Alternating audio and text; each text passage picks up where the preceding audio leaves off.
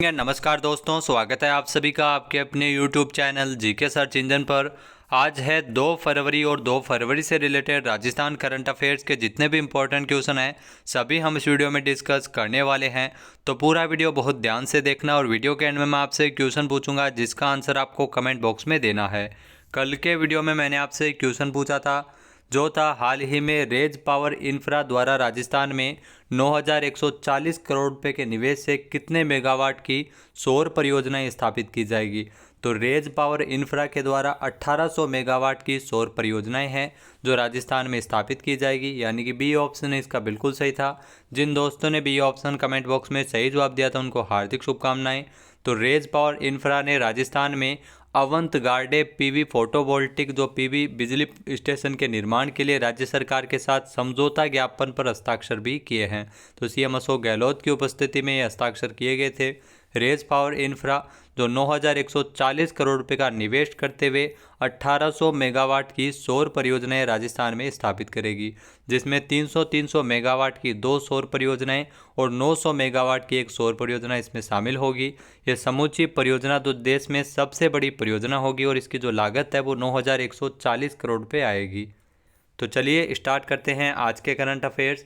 पहला क्वेश्चन है, राजस्थान में उद्योग और वाणिज्य क्षेत्र के नवीन सेक्टर पोर्टल और संबंधित विभागों की वेबसाइट का लोकार्पण किसके द्वारा किया गया है। तो इस वेबसाइट का लोकार्पण किया है शकुंतला रावत ने, यानी कि सी ऑप्शन इसका बिल्कुल सही है। शकुंतला रावत जो राजस्थान की उद्योग मंत्री है और उन्हीं के द्वारा इसका लोकार्पण किया गया था। आइए जानते हैं इंपॉर्टेंट फैक्ट्स। तो उद्योग एवं वाणिज्य क्षेत्र के नवीन सेक्टर पोर्टल और संबंधित विभागों की वेबसाइट का लोकार्पण तो उद्योग मंत्री शकुंतला रावत के द्वारा किया गया था 1 फरवरी को उद्योग भवन में, जहां नवीन इंडस्ट्रीज सेक्टर पोर्टल के साथ ही सेक्टर के सभी 15 विभागों की वेबसाइट का निर्माण भी वेब माई वेब फ्रेमवर्क द्वारा किया गया है। उद्योग एवं वाणिज्य मंत्री ने अवगत कराया कि नवीन इंडस्ट्रीज सेक्टर पोर्टल पर उद्योग एवं वाणिज्य क्षेत्र की सभी 15 विभागों की जानकारी वो एक साथ प्रदर्शित की गई है। इस पोर्टल में उद्योग और वाणिज्य क्षेत्र के सभी विभागों की सभी राजकीय योजनाएं, फ्लैगशिप योजनाएं, सेवाएं, परियोजनाएं और राजकीय दस्तावेज एवं अन्य कार्यक्रमों से संबंधित जानकारी इसमें एक साथ देखने को मिल जाती है। नेक्स्ट है, राजस्थान में 39वीं जूनियर नेशनल ताइक्वांडो चैंपियनशिप में जयपुर के राहुल डागर और सिमरन मेघवंशी ने कौन सा पदक जीता है।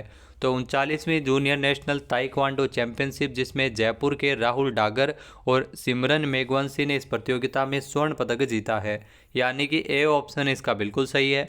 आइए जानते हैं इंपॉर्टेंट फैक्ट्स। तो 39वीं जूनियर नेशनल ताइक्वांडो चैंपियनशिप जिसमें जयपुर के खिलाड़ियों ने मेडल जीते हैं। जहां 39वीं जूनियर नेशनल ताइक्वांडो चैंपियनशिप प्रतियोगिता में उत्तर प्रदेश के बरेली में इस प्रतियोगिता का आयोजन किया गया था 27 से लेकर 30 जनवरी 2023 तक, जिसमें जयपुर के राहुल डागर और सिमरन मेघवंशी ने गोल्ड मेडल अपने नाम किया है। जयपुर की ही विधि शर्मा और भूमिका पहाड़िया ने इस प्रतियोगिता में सिल्वर मेडल जीता था। इस चैंपियनशिप में जयपुर के अरुण तोड़ावत ने ब्रॉन्ज मेडल अपने नाम किया था। नेक्स्ट क्वेश्चन है, हाल ही में बेंगलुरु एयरपोर्ट की तर्ज पर राजस्थान का कौन सा एयरपोर्ट 1 फरवरी से साइलेंट एयरपोर्ट की सूची में शामिल हो गया है।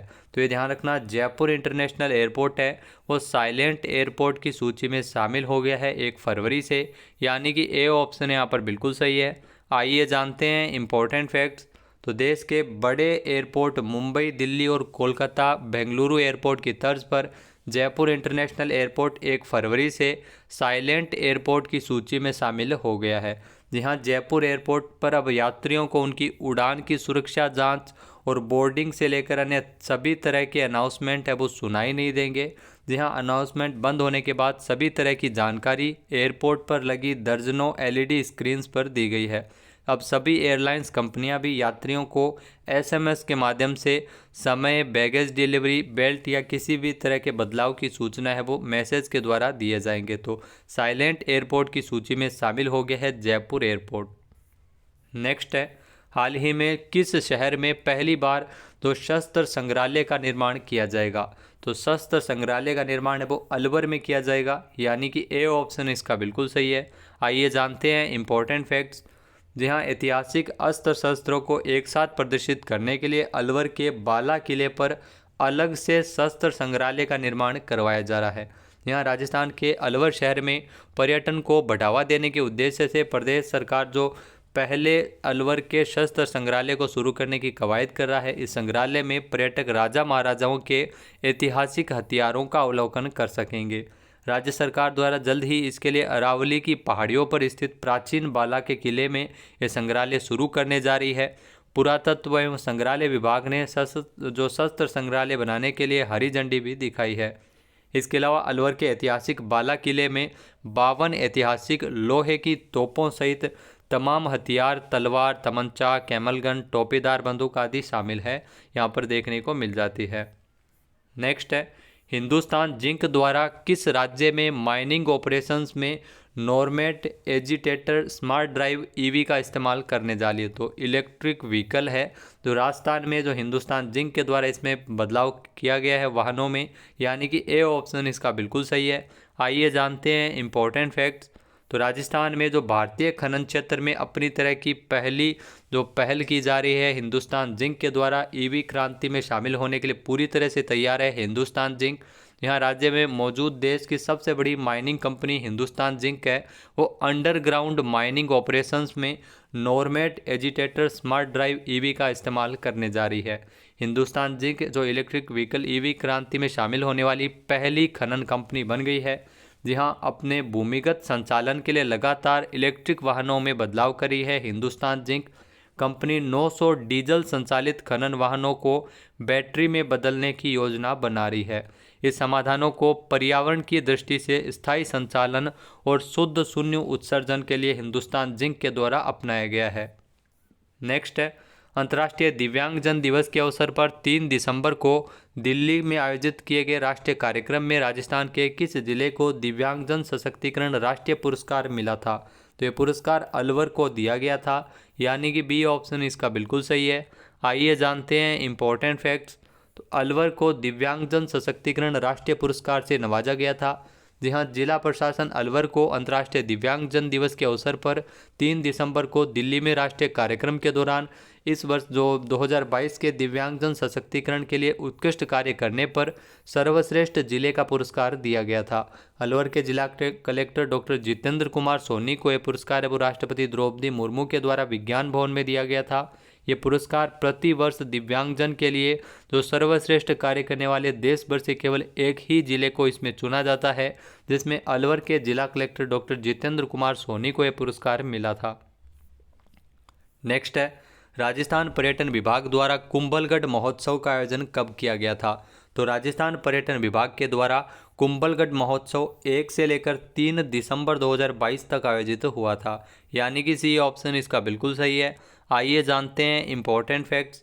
तो राजसमंद जिले में कुंभलगढ़ महोत्सव का आयोजन वो किया गया था। यहाँ कुंभलगढ़ महोत्सव जो राजस्थान पर्यटन विभाग द्वारा 1 से लेकर 3 दिसंबर 2022 तक आयोजित हुआ था।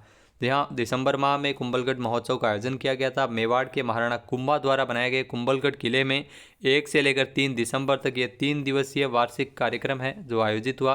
ये महोत्सव राजस्थान के अलग अलग पहलुओं को दिखाता है, जिसमें मुख्य रूप से कला, संस्कृति, लाइट एंड साउंड शो, प्रदर्शनियाँ, कई कार्यक्रम इसमें आयोजित किए गए थे।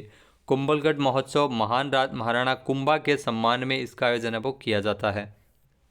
नेक्स्ट है, राजस्थान से किसे विकलांग व्यक्तियों के सशक्तिकरण के लिए उनके शोध कार्यों हेतु राष्ट्रीय पुरस्कार से सम्मानित किया गया है? तो ये आपको बता दी कि जो विकलांग व्यक्तियों के लिए सशक्तिकरण हेतु शोध कार्य के लिए, ध्यान रखना, शोध कार्य के लिए राष्ट्रीय पुरस्कार से डॉक्टर भाऊ साहब अशोक बोत्रे को सम्मानित किया गया है, यानी कि बी ऑप्शन यहाँ पर बिल्कुल सही है।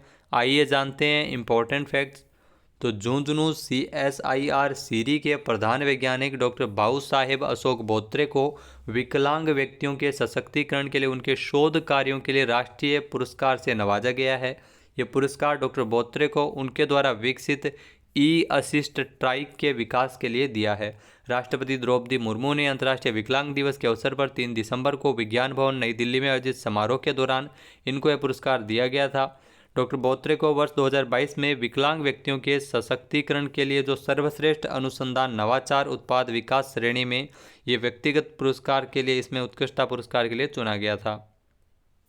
नेक्स्ट है, हाल ही में भारतीय तट रक्षक दिवस कब मनाया गया है? जी हाँ, भारतीय तट रक्षक बल दिवस है, हाल ही में 1 फरवरी को यह मनाया गया है, यानी कि सी ऑप्शन यहाँ पर बिल्कुल सही है। आइए जानते हैं इंपॉर्टेंट फैक्ट्स। तो हर साल 1 फरवरी को भारतीय तट रक्षक दिवस मनाया जाता है। यहाँ भारतीय तट रक्षक के बल की अगर बात की जाए तो इसकी स्थापना है वो 1 फरवरी 1977 को हुई थी और इस दिन भारतीय तट रक्षक दिवस के रूप में ये मनाया जाता है। 2023 में भारतीय तट रक्षक बल अपना 46वां स्थापना दिवस मना रहा है, तो ये भी आप ध्यान में रख सकते हैं। इसके अलावा भारतीय तट रक्षक बल के वर्तमान में महानिदेशक वीरेंद्र सिंह पठानिया है और इसका जो मुख्यालय है वो नई दिल्ली में स्थित है।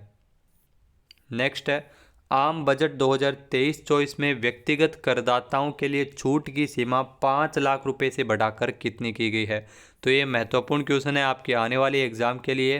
तो आम बजट है वो जारी किया गया है 1 फरवरी को, जो निर्मला सीतारमण वित्त मंत्री के द्वारा, और जिसमें व्यक्तिगत करदाताओं के लिए ध्यान रखना छूट की सीमा है वो 5 लाख रुपये से बढ़ाकर 7 लाख रुपये की गई है, यानी कि सी ऑप्शन यहाँ पर बिल्कुल सही है।